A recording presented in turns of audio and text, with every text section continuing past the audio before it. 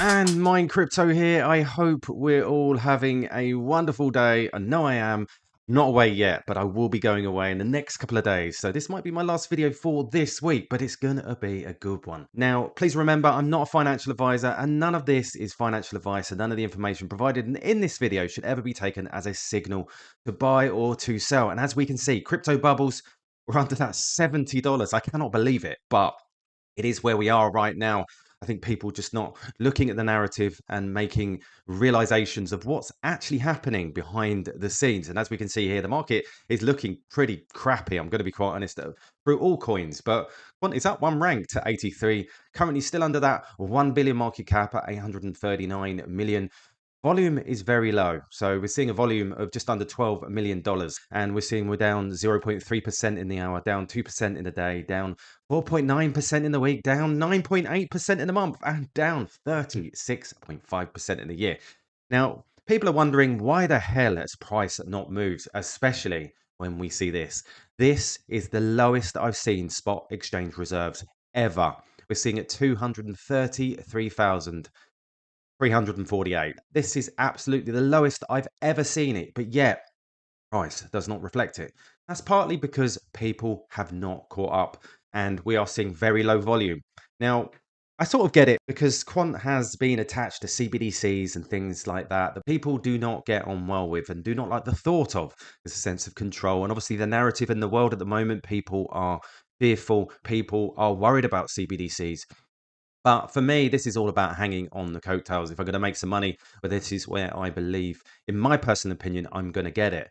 Now, that is the lowest I've seen it all year. And I think the previous low was slightly higher, which was 233 or something, if I remember.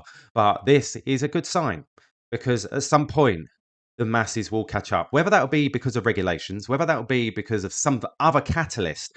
Personally, I believe it will be regulations and standards that will take this to, in my personal opinion, oblivion. But we have to wait and see. It is a patience game. That's exactly what it is. And this is why I hold Quant.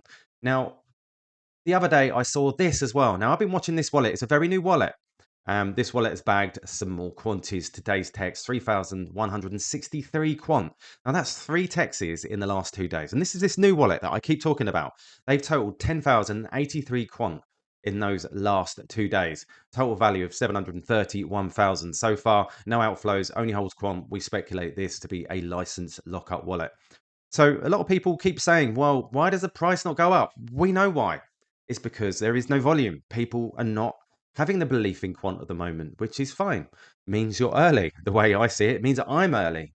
Doing these videos, talking about quant, I believe I am early. We're here way before things have actually happened. Now, we see this again from Greg Lunt. The Bank of England confirms their new RTGS will be introduced in the next few months. This system currently settles $755 billion per day. The new system, which includes a new core ledger and greater interoperability, is likely to use Quant and Overledger as its core infrastructure. The report also discusses new experiments around CBDC, synchronization, and interoperability with global ledgers via Project Agora. The overhaul of the financial system doesn't seem to be slowing down, and Quant appears to be in the middle of it. And as you can see, new core ledger, greater interoperability.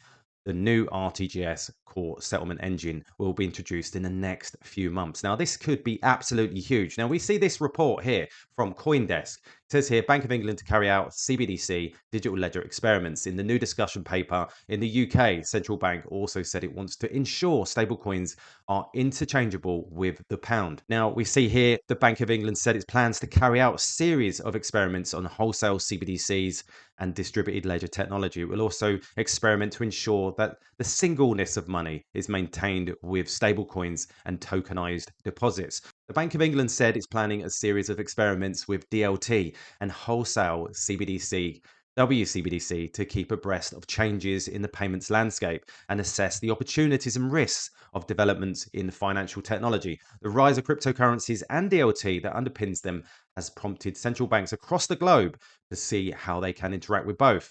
Many are working separately, together, or through a Bank of International Settlements, the umbrella organization for the world's central banks. on projects to explore the impact and developing technology on the world's monetary system. The BOE, for example, is part of the BIS Project Agora, looking at testing exchanging tokenized commercial bank deposits and central bank money in multiple currencies on a single platform among 7 banks. One way that central bank money can interact with distributed ledger platforms is so-called synchronization. The report said that's when an asset is transferred from one platform to another, possibly including one based on DLT, with the cash leg of the transaction on real bank's real-time gross settlement ledger.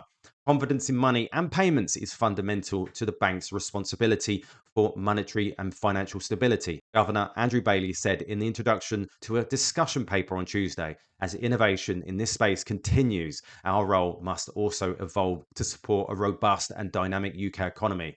Wholesale CBDCs, digital tokens issued by central banks, are used only by institutions, could help interactions with programmable platforms, the discussion paper noted. Our program of experiments would be grounded in a set of policy outcomes which we seek from innovations in wholesale central bank money, the bank said in the paper. The program would cover both WCBDC and synchronization, as well as the relative merits of these two approaches. The bank said it worked with the Treasury Payment Systems Regulator and the FCA to ensure that singleness of money is maintained even when stablecoins are involved. That is, making sure all forms of money, cash, bank deposits, and so on, are interchangeable with each other. In the discussion paper, the bank said it will carry out a series of experiments to ensure that the singleness of money is maintained between stablecoins and tokenized deposits, which are deposits claimed represented on programmable platforms. We should consider applying new tokenization technology to conventional money rather than in crypto asset markets where they were first employed, Sarah Breeden, a deputy governor of the Bank of England, wrote on Tuesday in the Financial Times. So things are really, really heating up, because we also see this back in May. This was May 2024. SEC Commissioner Peers proposes UK US DLT sandbox for TradeFi. UK recently conducted a consultation about its digital security sandbox, the DSS, which eases legal requirements for central security depositories. The aim is to enable tokenization initiatives to issue, trade, and settle digital securities. One of the surprising respondents was Hester Pearce, the SEC Commissioner. She proposes that the UK and the US consider conducting an international sandbox together. However, she acknowledged that she doesn't necessarily have the backing of the Commission, and this proposal isn't as immediately actionable compared to other UK consultation responses. Currently, the DSS is restricted to UK firms, but the Commission appears to suggest expanding that to US companies. Her proposal makes a lot of sense because one of tokenization's distinctive features is that it encourages more global trading and investment. If there's a technology that demands a multinational sandbox, this is it. So this is looking very, very, very interesting. Now, I also see this from Quero, on plus Bank of England in 2020. Years in the making. And this is so true because there's so much going on in the background. This has been going on for so long, and people constantly talk about price. Now, we've got to remember the scenario with Amazon. Productivity was high, share price was not reflective. And I certainly believe there's so much going on in the background when we think of quant. All the years and all the productivity that's taken place and all the behind the scenes. I just believe personally, in my personal experience, is that at some point we are going to see that inflection point and we are going to see quant take off. But it takes time because people need to catch up. People don't necessarily do their research within this market. But when suddenly a piece of information that comes out that is concise and on point, I think people will jump over. And I think that comes with some regulation too. So I'm here, I'm waiting, I'm patient. I'm sure you are too. I think if you're in quant, you have to be patient. So there you go, guys. Just a quick update.